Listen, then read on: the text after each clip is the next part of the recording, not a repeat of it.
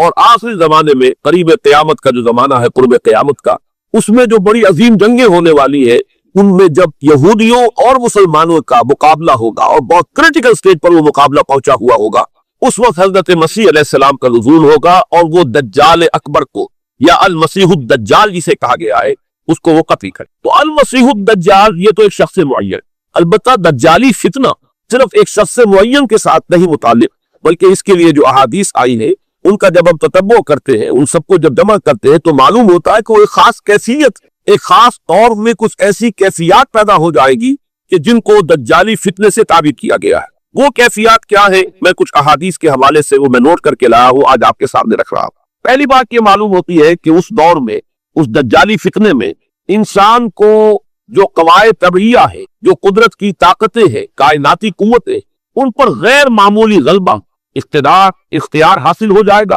اور وہ دجال متصرف ہوگا ان تمام قواعد طبعیہ پر، بالکل ایسے انداز میں جیسے کبھی انبیاء کرام علیہ السلام کو اللہ تعالیٰ معجزے عطا فرماتا۔ وہ معجزے کہ جو اللہ تعالیٰ کے فضل و کرم سے اللہ کے رسولوں کو عطا ہوئے ہیں، گویا کہ وہ سب کی سب کیفیات ہیں کہ جو دجال کے بارے میں قرآن مجید یا احادیث نبیہ میں وارد۔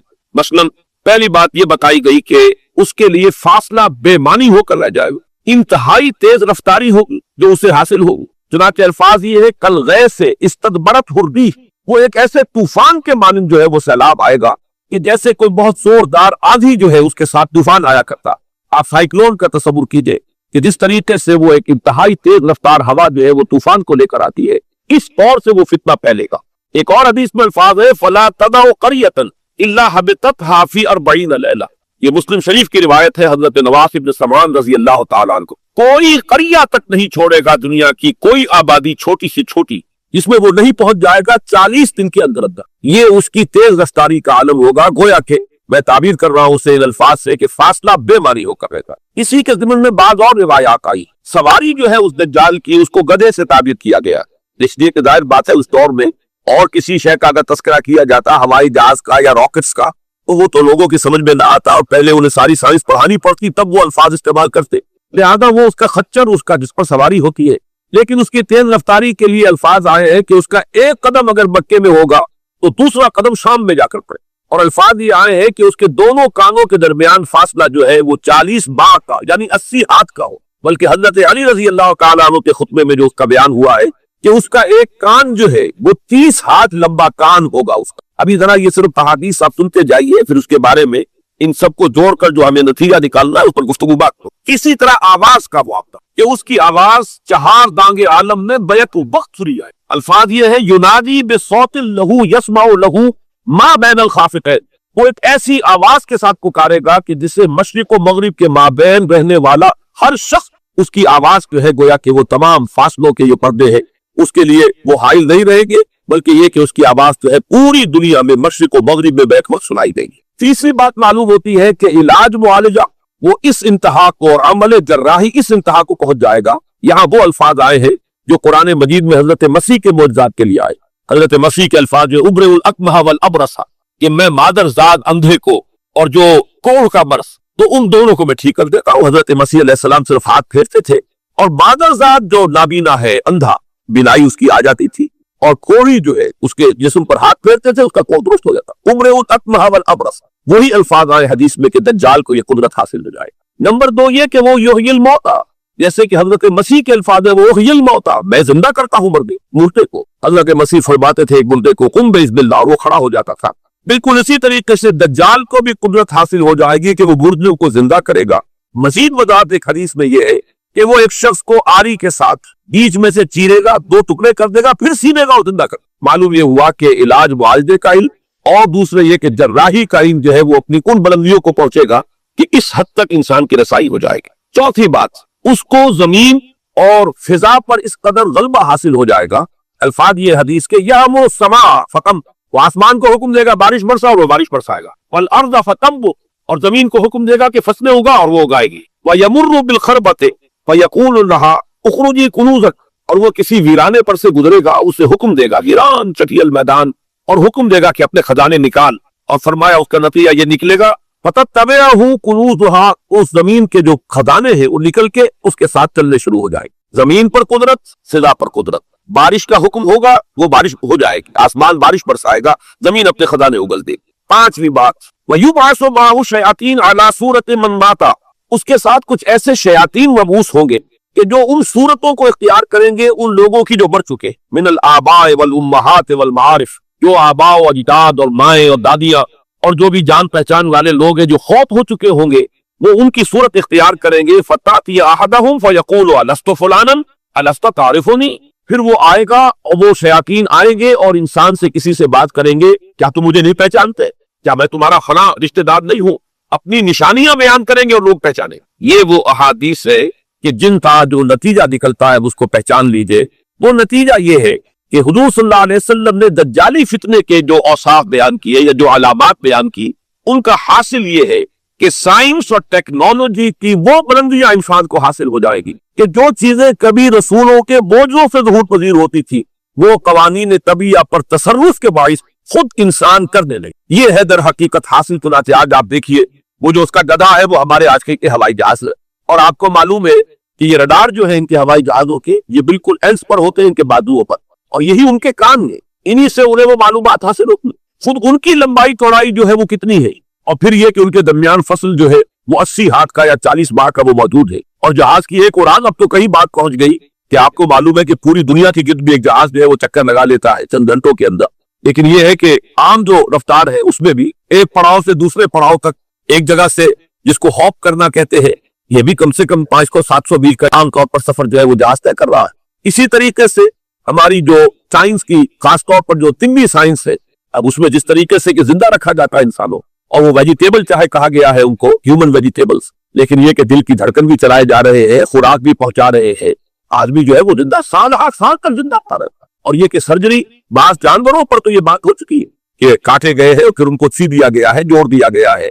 ये तमाम जो भी मौजूदे हैं इस वक्त साइंस दिखा रही है। इसी तरह अगर ये मौजूदा देखना हो कि जमीन लको-दक, जहां कहीं कोई आसार नहीं थे किसी एक पत्ते तक के उगने के, अगर वहां लहलहाते हुए आपको चमन देखने हो, तो वैसे सबसे पहले तो ये मामला हुआ था इसराइल ने जो करके दिखाया था, लेकिन अब तो आप अबू धाबी चले जाइए, सऊदी अरब में चले जाइए। सऊदी अरब के अंदर हाल ये है कि आप अगर हवाई जहाज से सफर करें रियाद से जद्दे तक, तो आपको जगह जगह बड़े सर्कुलर पैचेस नजर आएंगे जहां से नहायत ग्रीन, और उसके अंदर जो है आर्टिफिशियल इरिगेशन के जरिए से और बहुत उम्दा वह काश्त हो रही है, और बहुत खूबसूरत पान के है वो तमाम के तमाम सर्कुलर पैचेस। इसलिए कि जो इरिगेशन होती है वो उन व्हील्स के जरिए से होती है कि जो एक सर्कल में चलते हैं, और पानी की वो आर्टिफिशियल बारिश जो है वो होती रहती है। बाकी ये कि फिजा से आर्टिफिशियल रेन, ये तो बहुत ही सादा सी बात है कि फिजा के अंदर एटमॉस्फेरिक कंडीशन को जरा तब्दील किया जाए तो बारिश आ जाती। और बाकी रह गया आवाज का, यहाँ से वहां जाना, वो तो आवाज ही नहीं, आप सूरतें देख रहे हैं। आपको न्यूयॉर्क में बैठा हुआ खिताब करे आप पूरी दुनिया के अंदर जहां चाहे, वो ऑल वर्ल्ड एंटीना आपके पास सिर्फ होना चाहिए। बाकी ये कि आप दुनिया के किसी भी कोशे में बैठे हुए किसी शख्स का खिताब जो वो सुन सकते। तो मालूम ये हुआ कि दर हकीकत ये जो दज्जाली फितना है, ये जिसके औसाफ जो बयान किए गए, अभी मैं इसको लफ्ज फितना से ताबीर नहीं कर रहा, इसे जिस चीज ने फितना बनाया वो अभी मैं आपसे अर्ज करूंगा, लेकिन ये जितने औसाफ हदीस में आए, जितनी सिफात बयान हुई, जो कवाइफ वहां साहब में आ रहे हैं, उन सब का हासिल तो एक लफ्ज में ये है कि साइंटिफिक डेवलपमेंट और टेक्नोलॉजिकल डेवलपमेंट वो इस दर्जे की हो जाएगी कि कवाए तबिया पर, फोर्सेज ऑफ द नेचर पर इंसान को तसर्रुफ और तसल्लुत हासिल हो जाएगा, और वो इन्हें इस्तेमाल करेगा। और उस तरीके से उसके अंदर वो सारी की सारी कैफियत जैसे कि आज हम देख रहे हैं अपनी निगाहों के सामने वो पैदा हो जाएगा। अब सवाल ये है कि इस शे को फितना किस चीज ने बनाया, ये बात समझ ली। जहां तक साइंसी तरक्की का ताल्लुक है, तकनीकी तरक्की का ताल्लुक है, ये चीजें फिल असल फितना नहीं है। ये तो वो अल्लामा आदम अल-अस्मा कुल्लाहा का ज़हूर है। अल्लाह ताला ने अज़ल में हज़रत आदम अलैहिस्सलाम को जो सलाहियत अता फरमा दी थी, ये एक्सफोलिएशन है उसकी, उसका ज़हूर है। जैसे कि आम की गुठली में आम का दरख्त है, लेकिन जाहिर बात है कि उसको दरख्त बनने में वक्त लगता है। पहले वो 2 पत्ते निकलते हैं, फिर वो बढ़ता है, वो अपना कई साल में जाकर वो दरख्त जो है वो जवान होगा, वो फल देगा। इसी तरीके से यूं समझिए कि बिल्कुवा वो इल्म हज़रत आदम अलैहिस्सलाम को दे दिया गया, यानी वो सलाहियतें वदियत कर दी गई, वो फैकल्टीज समा और बसर और फुआद, देखो सुनो नतीजा निकालो और आगे बढ़ो। आपने चीज देखी, एक सुनी, नतीजा निकाला, उसको नोट किया, आगे बढ़े, फिर कोई चीज देखी, फिर कोई सुनी, अपने साबित जो नतीजा आपने निकाल कर महफूज किया था अपनी मेमोरी में, उसके साथ उसको टैली किया, कोई और नतीजा निकल आया और आगे बढ़े। तो ये तो स्टेप बाय स्टेप, कदम ब कदम इंसानी इल्म आगे बढ़ रहा है। ये हरगिज फितना ना होता, मेरे अल्फाज पर तवज्जो कीजिए, अगर इसके साथ मुतवाजिन तौर पर ایمان اور روحانیت کا ارتقا بھی ہوتا رہے. اگر اس کے ساتھ اللہ کی معرفت، اللہ کی محبت، آخرت کا ایمان، منزل انسان کی جو ہے وہ آخرت ہے، دنیا نہیں ہے، اگر یہ چیزیں ساتھ کے ساتھ ہوتی تو یہ ہرگز فتنہ در حقیقت اسے جس نے بنایا ہے وہ یہ ہے کہ کچھ ایسے اسباب ہوئے ہیں، اور وہ اسباب آج مجھے بیان کرنے کہ در حقیقت موجودہ عیسائیت اس کا سب سے بڑا سبب، اس کے نتیجے میں ایک بہت بڑا گیپ ہے، اپالنگ گیپ، بڑا مہیم خلا ہے، بڑی وسیع خلیج ہے جو حائل ہو چکی ہے کہ ایمان اور روحانیت ختم ہوتے چلے گئے اور یہ ٹیکنیکل اور سائنٹیفک ڈیولپمنٹ بڑھتی چلی گئی. ان دونوں کے درمیان جو مہیم خلا پیدا ہوا ہے اس نے اسے فتنہ بنا دیا ہے، اور عظیم ترین فتنہ بنا. ورنہ اگر اس کے ساتھ ہی اللہ پر ایمان، آخرت پر ایمان، اور انسان کے اندر ایمانی کیفیات، اس کی روحانی کیفیات اگر یہ بھی برقرار رہتی، بلکہ اس کے ساتھ متوازن طور پر ان کو ترقی کرنا چاہیے، تو یہ ہرگز فتنہ نہیں ہے. تو پہلی بات یہ سمجھ لیجئے کہ اگرچہ دجالی فتنے کے جو صفات، اس کے اوصاف، اس کی علامات، اس کے مظاہر جو بھی حدیث کے ذریعے سے ہمیں معلوم ہے، جس کا میں نے ابھی آپ کے سامنے تذکرہ کیا، وہ سب در حقیقت تعبیر ہے اس دور کا جو محاورہ ہے، اس دور کی جو زبان ہے، اس دور میں جن الفاظ سے گفتگو کی جا سکتی تھی، اس دور کے ایڈیم میں آج کی جو سائنٹیفک اور ٹیکنالوجیکل ترقی ہے، گویا کہ اس کی تعبیر کی گئی ہے کہ وہ دجالی فتنہ ہوگا. لیکن اس شے کو فتنہ بنانے والی شے در حقیقت یہ ہے کہ ایک بہت بڑی خلیج حائل ہو چکی ہے ایمان اور روحانیت، اور دوسری طرف سائنٹیفک اور ٹیکنالوجیکل ڈیولپمنٹ میں. ان دونوں کے درمیان اتنا بود اور فخر پیدا ہو گیا ہے کہ جس کی وجہ سے اس نے فتنے کی شکل اختیار کی. اس کا سبب کیا ہے، آج ہمیں اس پر غور کرنا ہے. دیکھیے حضرت مسیح علیہ السلام کا دین، اور جیسا کہ میں نے عرض کیا ہے سورہ کاف کے پہلے رکوع میں تذکرہ انہی کا ہو رہا ہے. وَيُنذِرَ الَّذِينَ قَالُوا اتَّخَذَ اللَّهُ وَلَدًا مَا لَهُم بِهِ مِنْ عِلْمٍ وَلَا لِآبَائِهِمْ كَبُرَتْ كَلِمَةً تَخْرُجُ مِنْ أَفْوَاهِهِمْ يَقُولُونَ إِلَّا كَفُورٌ وَلَعَلَّكَ فَاخِرٌ نَفْسَكَ عَلَىٰ آثَارِهِمْ إِن لَّمْ يُؤْمِنُوا بِهَٰذَا الْحَدِيثِ أَسَفًا. ان آیات کا پہلے ترجمہ آپ سن لیجئے. جو پہلی آیات ہے ان کا ترجمہ ہم کر چکے ہیں. کل حمد اس اللہ کے لیے ہے جس نے اپنے بندے پر کتاب نازل فرمائی اور اس میں کوئی کجی نہ رکھی، جو بالکل سیدھی ہے اور خبردار کرتی ہے ایک ایسی بڑی عظیم اور مہیم جنگ سے کہ جو خاص اللہ کی طرف سے ہوگی، اور بشارت دیتی ہے مومنین کو جو نیک عمل کرے کہ ان کے لیے بہت بڑا اور بہت عمدہ اجر ہے. ماکثین فیہ ابدا، وہ اس میں رہے گے ہمیشہ ہمیشہ. وَيُنذِرَ الَّذِينَ قَالُوا اتَّخَذَ اللَّهُ وَلَدًا، اب دوہرا کر بات آئی، اور تاکہ خبردار کر دے ان کو جنہوں نے یہ کہا کہ اللہ نے کسی کو اپنا بیٹا بنایا. مَا لَهُم بِهِ مِنْ عِلْمٍ، نہیں ہے ان کے پاس اس کے بارے میں کوئی علم. وَلَا لِآبَائِهِمْ، نہ ان کے آباء و اجداد کے پاس کوئی علم تھا، کوئی عقلی دلیل نہیں، کوئی اللہ کی اتاری ہوئی کسی کتاب میں، اللہ کے اتارے ہوئے کسی صحیفے میں اس کے لیے سند نہیں. وَلَا لِآبَائِهِمْ كَبُرَتْ كَلِمَةً تَخْرُجُ مِنْ أَفْوَاهِهِمْ، بہت بڑی بات ہے کہ جو نکل رہی ہے ان کے منہوں سے. إِن يَقُولُونَ إِلَّا كَذِبًا، نہیں بول رہے یہ، نہیں کہہ رہے یہ مگر جھوٹ. فَلَعَلَّكَ بَاخِعٌ نَفْسَكَ عَلَىٰ آثَارِهِمْ، تو اے نبی صلی اللہ علیہ وسلم شاید کہ آپ اپنے آپ کو ہلاک کر لیں گے ان کے آثار پر. یہ آثار کے لفظ کو میں بھی یوں کا تو رکھ رہا ہوں، بعد میں اس کی وضاحت کروں گا. إِن لَّمْ يُؤْمِنُوا بِهَٰذَا الْحَدِيثِ أَسَفًا، اگر یہ لوگ ایمان نہ لائے اس حدیث پر، یہ حدیث قرآن، اس پر اگر یہ ایمان نہ لائے، جیسے کہ وہاں فرمایا گیا تھا اگر رحمت خداوندی میں داخل ہونا ہے اے بنی اسرائیل تو یہ شاہدرہ ہے رحمت خداوندی کا قرآن حکیم، آؤ اور داخل ہوئے. یہاں پر ان عیسائیوں کو متنبہ کیا جا رہا ہے اگر وہ اس حدیث پر، یہ حدیث اللہ کی کتاب، احسن الحدیث کتاب متشابہہ وَبِأَيِّ حَدِيثٍ بَعْدَهُ يُؤْمِنُونَ، اگر اس اللہ کی حدیث پر، اللہ کی کتاب پر یہ ایمان نہ لائے تو جو ان کے آثار ہوگے، جو نتائج نکلیں گے، ان پر اے نبی شاید کہ آپ اپنے آپ کو صدمے اور رنج اور غم سے ہلاک کریں. یہ ہے در حقیقت وہ آیات کی جن میں تذکرہ ہو رہا ہے عیسائیت کا. لیکن عیسائیت سے مراد کیا ہے اسے سمجھیے. حضرت مسیح علیہ السلام کا دین تو بعین ہی وہی دین تھا جو دین آدم سے لے کر محمد تک صلی اللہ علیہ وسلم وعلیہ والسلام جتنے انبیاء آئے ہیں ان کے دین میں کوئی فرق. دین توحید وہی ایمان، البتہ شرائع کے اندر، شریعتوں میں کوئی تفصیلی احکام میں فرق ہوا ہے. شریعت موسوی اور شریعت محمدی میں اللہ صاحب صلاۃ والسلام تھوڑا تھوڑا فرق ہے. دین ایک ہی ہے. شرع لکم من الدین ما وصى به نوحا والذی اوحینا الیک وما وصینا به ابراہیم وموسیٰ وعیسیٰ. دین میں تو ہم نے وہی سے تمہارے لیے بھی معین کی ہے مسلمانوں، کہ جس کی کہ ہم نے نوح کو وصیت کی تھی اور جس کی کہ ابراہیم کو اور موسیٰ کو اور عیسیٰ کو وصیت کی. دین ایک ہے. ان الدین عند اللہ الاسلام. تو دین مسیحی بھی وہی تھا بعید ہی جو دین محمدی ہے اور دین موسوی تھے صلی اللہ علیہ وسلم علیہ الصلوۃ والسلام. البتہ حادثہ جو نہایت عظیم پیش آیا ہے اور وہ یہ ہے کہ ساؤل اس کا نام تھا پہلے، جس نے کہ اپنی زندگی میں حضرت مسیح علیہ السلام جب تک موجود تھے دنیا میں شدید انہیں تکلیفیں پہنچائی، شدید چیزیں پہنچائی، ان کی مخالفت پر کمر بستہ رہا. لیکن اس کے بعد جب انہیں اٹھا لیا گیا یا عیسائیوں کے عقیدے کے مطابق وہ سولی دے دیے گئے، اور اس کے بعد ان کا عقیدہ بھی یہ ہے کہ سولی پانے کے بعد پھر وہ زندہ ہو کر آسمان پر چلے گئے، جبکہ ہم یہ سمجھتے ہیں اور ہمارا ایمان ہے کہ انہیں سولی دی گئی، بلکہ انہیں تو پہلے ہی اٹھا لیا گیا تھا، ان کی جگہ کوئی اور ہے۔ انجیل برنباس نے یہ بات بالکل واضح کر دی کہ در حقیقت وہی حواریین میں سے جس نے کہ غداری کی تھی اور پکڑوایا تھا، مخبری کی تھی، وہی ہے جس کی شکل بتا دی گئی تھی حضرت مسیح علیہ السلام کے جیسی مانند، اور وہ شخص ہے کہ جو سولی چڑھا۔ بہرحال عیسائیت اس وقت کے جو اس کا عقیدہ ہے اور جو ہمارا عقیدہ اور ایمان ہے، ان دونوں کے روح سے حضرت مسیح علیہ السلام آسمان پر اٹھا لیے۔ اس کے بعد اس نے دین مسیحی میں نقب لگانے کے لیے، جو دین مسیح اصل دین اسلام تھا، اس کو کرپٹ کرنے کے لیے، ڈسرپٹ کرنے کے لیے، اس میں نقب لگانے کے لیے اس نے اپنے ایک مکاشفے کا ذکر کیا کہ میں آ رہا تھا سفر میں کہ مجھے حضرت مسیح نظر آئے ہیں آسمانوں میں، اور انہوں نے مجھے کہا ہے کہ اے ساؤل تو مجھے کیوں ستاتا ہے، اور تو فلاں جگہ جا اور میرے نام سے نبوت کر۔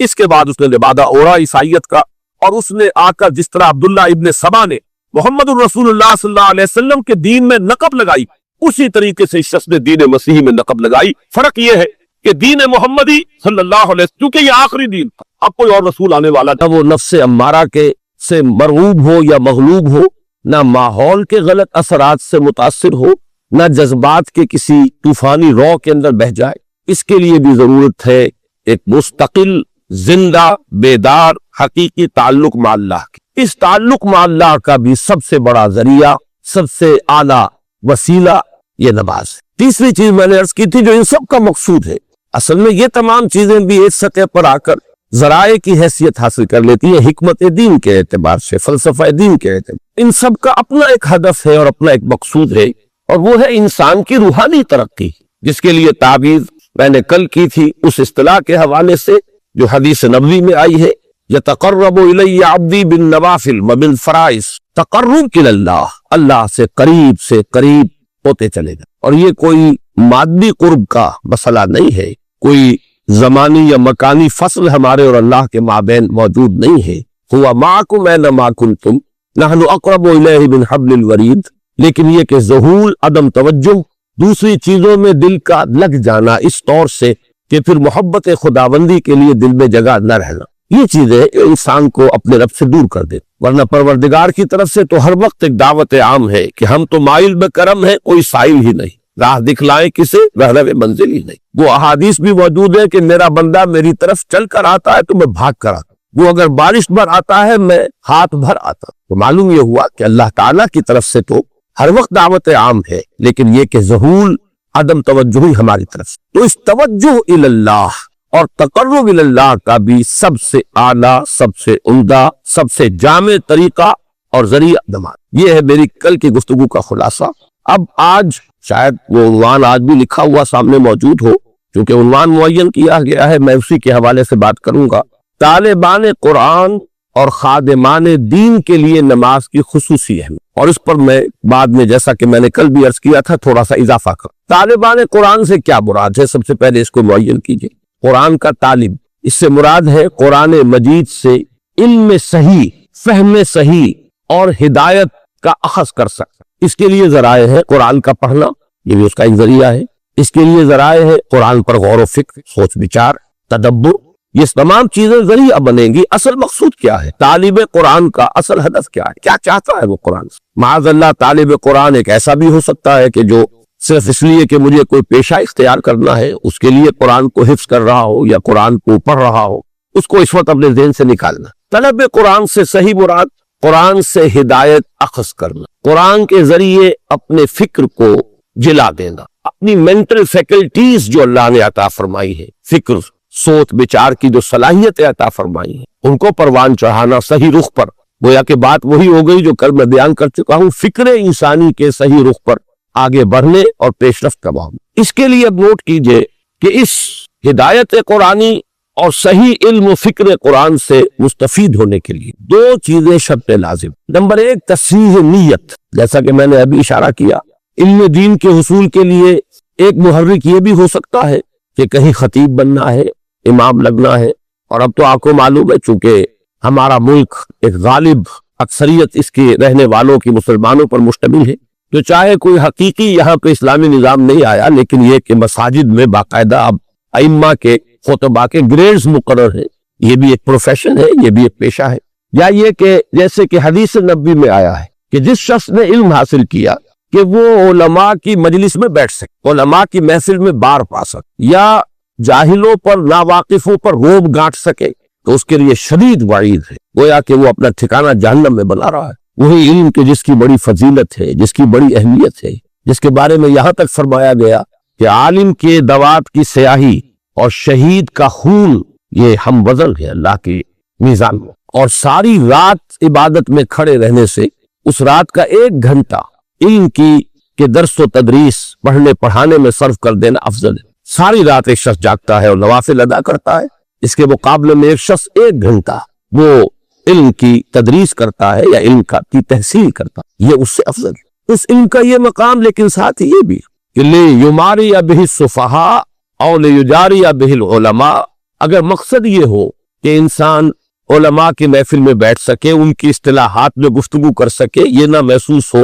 کہ یہ شخص جو ہے یہ تو ہمارے مابین بیٹھنے کے قابل نہیں ہے، یہ ہماری اصطلاحات سے واقف نہیں ہے، اس لیے کچھ چیزوں کا علم حاصل ہو جائے.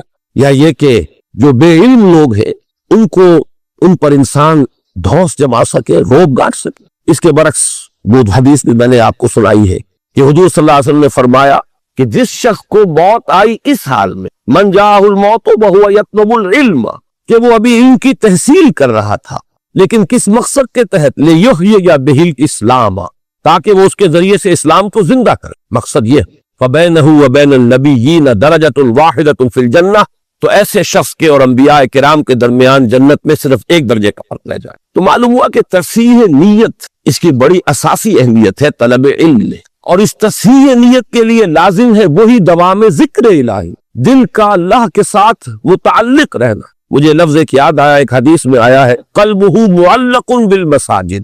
حضور صلی اللہ علیہ وسلم نے 7 افراد کا تذکرہ فرمایا ایک حدیث میں کہ جن کو اللہ تعالی خاص اپنے سائے تلے جگہ دے گا قیامت کے دن، جس دن کسی کے لیے کوئی سایہ نہ ہو. ان میں سے ایک وہ بھی ہے، ایک ایسا شخص کہ جس کا دل مسجدوں ہی میں اٹکا رہتا ہے. وہ اگر نکلتا ہے باہر اپنی ضروریات کے لیے، آخر معاش کی بھاگ دوڑ ہے اور ذمہ داریاں ہیں، لیکن دل وہی اٹکا رہتا ہے کہ جیسے ہی اذان کی آواز آتی ہے دپکتا ہے. جیسے کہ مچھلی جو ہے، جسے آپ کہتے ہیں ماہی بے آب، مچھلی کو اگر آپ پانی سے نکال لیں گے تڑپے گی. اسی طریقے سے ایک مسلمان کی کیفیت مسجد سے باہر جو وقت وہ گزارتا ہے مجبوراً، تو اس کو اس کیفیت میں گزرنا ہے. اسی طریقے سے میں نے لفظ استعمال کیا کہ دل اللہ سے اگر متعلق نہ رہے، قلبہ معلق بالمساجد، اسی طریقے سے اللہ کے ساتھ دل اگر معلق نہ رہے، جڑا نہ رہے، تو نیت جو ہے اس میں فساد آ جائے. نیت ہی میں تو فساد ہے جس کے لیے کہ شیطان دل میں پھوکے مارنے لگتا ہے. اور ذکر سے خالی قلب کے بارے میں یہ حدیث میں کل آپ کو بتا چکا ہوں.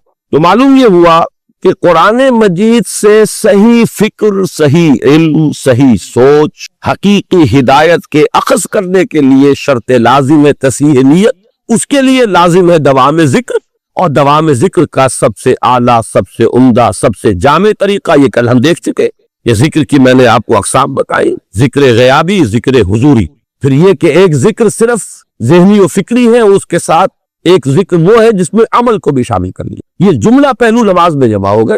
ذکر غیابی بھی ہے، ذکر حضوری بھی ہے، خطاب بھی ہے، دعا بھی ہے، مخاطبہ و مکالمہ بھی ہے، ہم کلامی بھی ہے. الصلاۃ معراج المومنین اسی لیے اسے کہا گیا.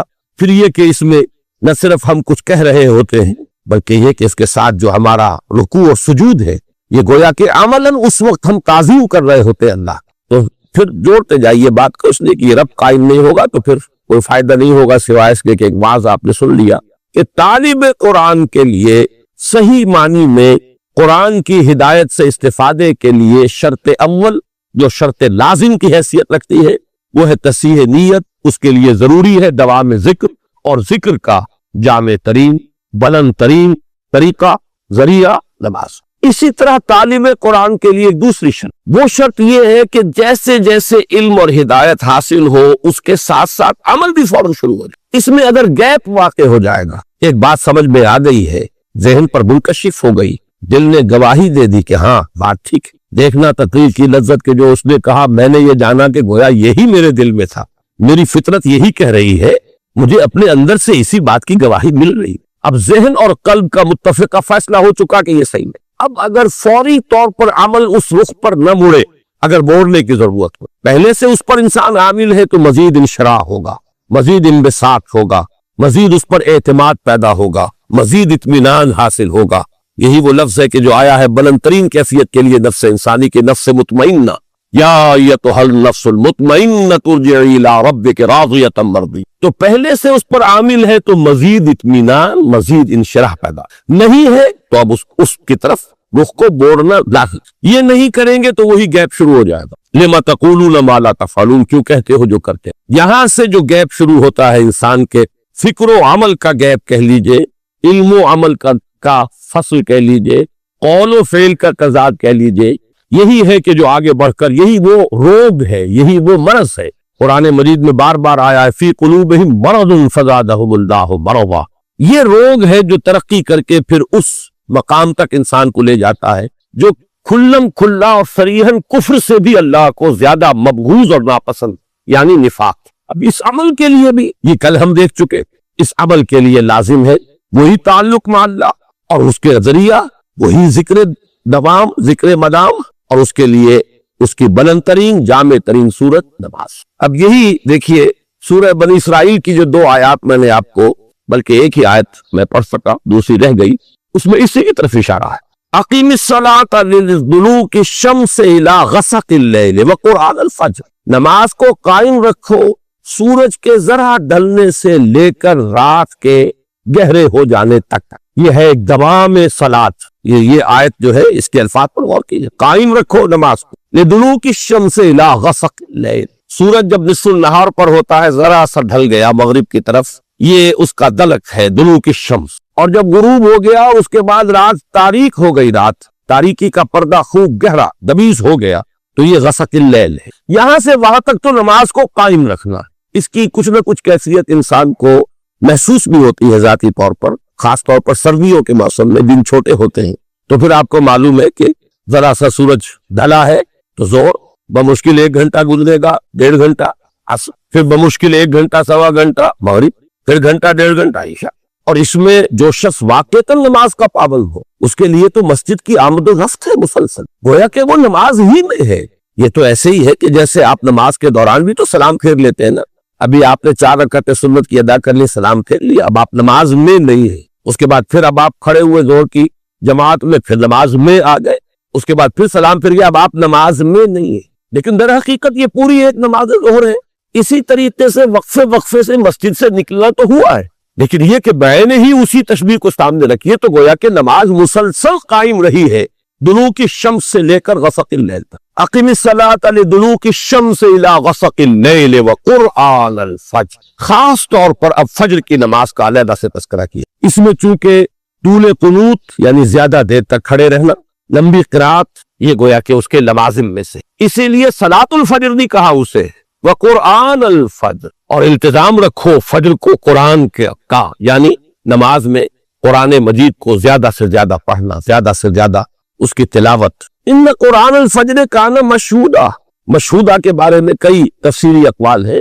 فجر کے وقت کا یہ قرآن کا پڑھنا مشہود ہے، اور مشہود کے ایک معنی یہ ہے کہ قلب حاضر ہوتا ہے، استحضار ہوتا ہے، طبیعت تر و تازہ ہوتی ہے، تھکان نہیں ہوتی، کسل نہیں ہوتا. رات بھر آپ نے نیند لی ہے، اب آپ فریش ہے، تر و تازہ ہے، تو آپ کے تمام جو قوائے باطنی ہے، جو آپ کی فیکلٹیز ہیں آپ کے اندر، وہ بیدار ہے. اور وہ گویا کہ اس کے لیے ریسیپشن جو ہے ان تمام چیزوں کا جو قرآن کے اندر سامنے آ رہی ہے، اس کے لیے بہترین اور سازگار ماحول. یہ بات بھی کہی گئی ہے کہ فجر کی نماز میں وہ فرشتے بھی حاضر ہوتے ہیں کہ جن کی ڈیوٹی رات کے وقت ہوتی ہے، ابھی آف ہونے سے پہلے انہیں فجر کی نماز بھی پڑھنی ہے ساتھ. اور وہ بھی کہ جنہوں نے دن کا چارج سنبھالنا ہے وہ بھی پہلے آ جاتے ہیں، فجر کی جماعت میں بھی وہ شریک ہوتے ہیں. بہرحال یہ مختلف اقوال ہے، لیکن میں اس پر توجہ دلا رہا ہوں کہ طالب قرآن کے لیے 2 شرطیں، تصحیح نیت اور علم اور عمل، اس میں کسی فرق و تفاوت یا تضاد کا پیدا نہ ہونا. دونوں کے لیے لازمی ہے دوام ذکر، اس کا اہم ترین وسیلہ ذریعہ نماز.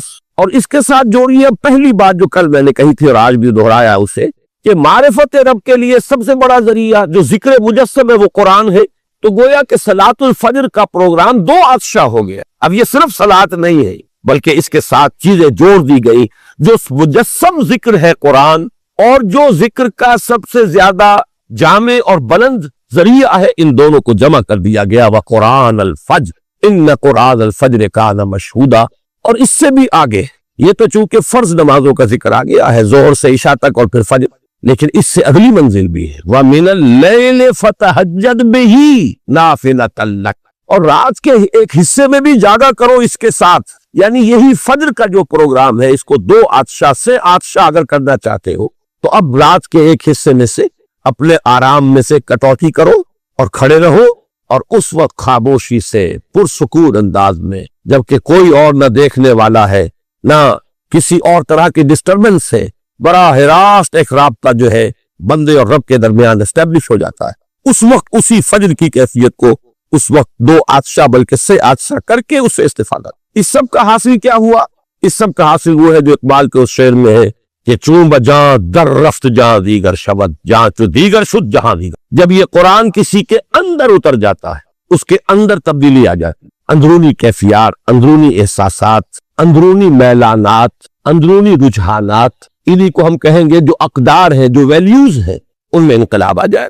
اور جب یہ انقلاب اندر سے آئے تو پھر یہ نہایت محکم، نہایت پائیدار انقلاب ہوتا ہے، اور بہت پرتاثیر انقلاب ہوتا ہے کہ ایک فرد کے انقلاب سے ایک عالمی انقلاب کا جو پروسیس ہے انیشیٹ ہو سکتا ہے۔ اس جیسے آپ کہتے ہیں کہ چراغ سے چراغ جلتا ہے، دیے سے دیا روشن ہوتا ہے، اسی طریقے سے ایک شخص کے اندر یہ کامل انقلاب، صحیح انقلاب، اب اس انقلابی پروسیس کو جو ہے انیشیٹ کر دے گا، شروع کر دے۔ اسی لیے کہا چون بجاں در رفت جہاں دیگر شود جہاں چو دیگر شد جہاں دیگر شود۔ اس جہاں دیگر شود کے 2 حصے ہو گئے، ایک تو اس کے لیے زمین اور آسمان بدل گئے، پہلے وہ کچھ اور نظریات تھے، اب کچھ اور نظریات ہے، پہلے نقطہ نظر اور تھا، اب نقطہ نظر اور ہے، تو فار دیٹ پرٹیکولر پرسن پوری دنیا بدل گئی، پوری کائنات بدل۔ اور ایک یہ کہ پورے اس دنیا میں انقلاب برپا کرنے کے عمل کا بھی آغاز۔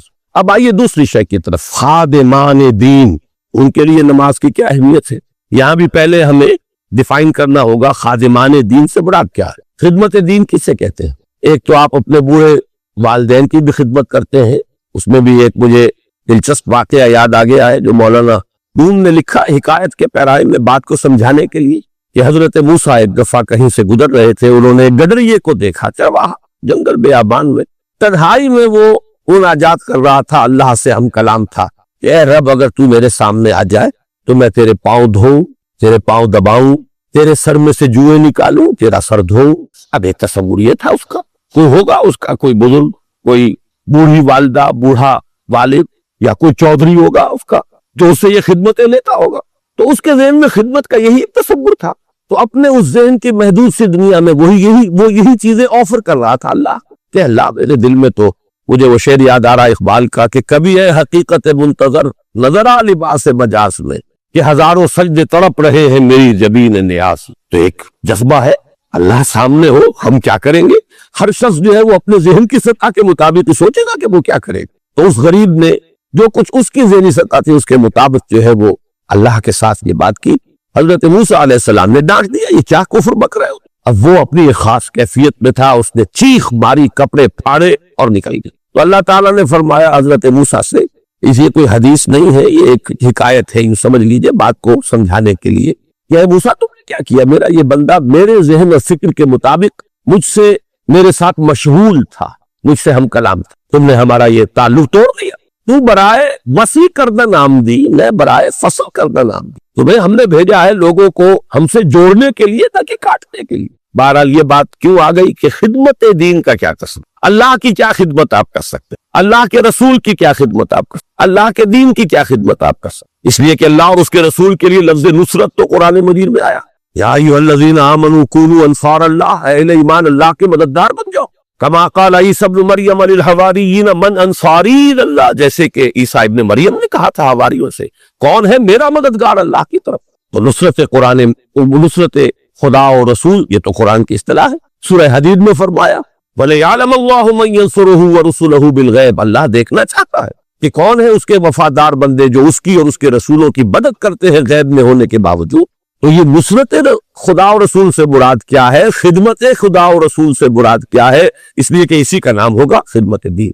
اس میں بھی 2 چیزیں، جیسے کہ میں نے عرض کیا تھا کہ طالب قرآن کے لیے 2 شرطیں ہیں، تصحیح نیت اور علم اور عمل کے اندر توافق، ہم آہنگی۔ اسی طرح خدمت دین کے دو درجے ہیں، ایک ہے دعوت دین، اللہ کا پیغام لوگوں تک پہنچا دے، سوئے ہوئے کو جگانا، نیند کے ماتوں کو ہوشیار کرنا، بھولے اور بھٹکے ہوئے راہی جو ہیں ان کو صحیح راستے کی طرف، ان نشاندہی کر کے صحیح راستے کی، انہیں اس راستے کی طرف بلانا، یہ ہے دعوت دین، اللہ کے راستے کی طرف بلانا۔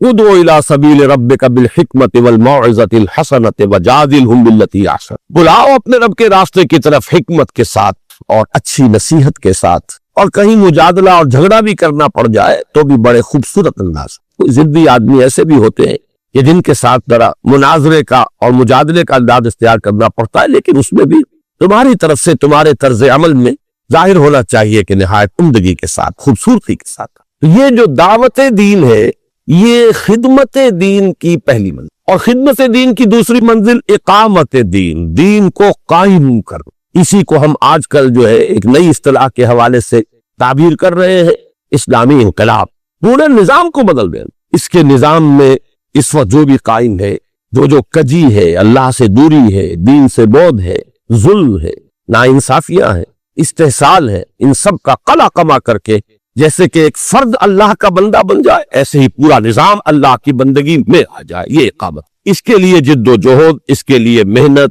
اس کے لیے جان اور مال کا کھپانا، اس کے لیے جہاد بالمال والنفس یا انفاق مال و بذل نفس۔ اب یہ اصطلاحات ہیں، جہاد کے معنی کشاکش، رسہ کشی، کہ ایک طرف وہ ہیں جو باطل کے علمبردار ہیں، وہ چاہتے ہیں کہ باطل نظام یہاں پر قائم رہے، یا کوئی اور ہے جو کسی اور باطل کے پیروکار ہیں، وہ چاہتے ہیں کہ وہ باطل نظام یہاں آ جائے۔ مثلا اگر جاگیرداری اور سرمایہ داری کا باطل نظام چل رہا ہے تو خارج میں ایسے لوگ بھی ہیں کہ جو اس کو ملیامت کر کے کمیونزم کا باطل نظام لانا چاہتے ہیں۔ تو دو قوتیں ہو گئی، ایک وہ جو سٹیٹس کو رکھنا چاہے، جو نظام ہے وہ رہے، جاگیردار اور سرمایہ دار تو یہ چاہیں گے کہ نظام بالکل بدلے ہی نہ، جیسا ہے ویسا ہے، اس لیے کہ ان کے مفادات اس سے وابستہ، انہیں وہاں مراعات ملی ہوئی ہے، ان کی حیثیتیں ہیں۔ جہاں قبائلی نظام ہے، قبائلی سردار جو ہے وہ کبھی نہیں چاہتا کہ وہ نظام ختم ہو۔ تو ایک قوت تو وہ ہے جو چاہتی ہے کہ جو نظام ہے وہ برقرار رہے، سٹیٹس کو، نو چینج وٹس ایور، وہ دفاع کرتی ہے وہ قوت ہر اس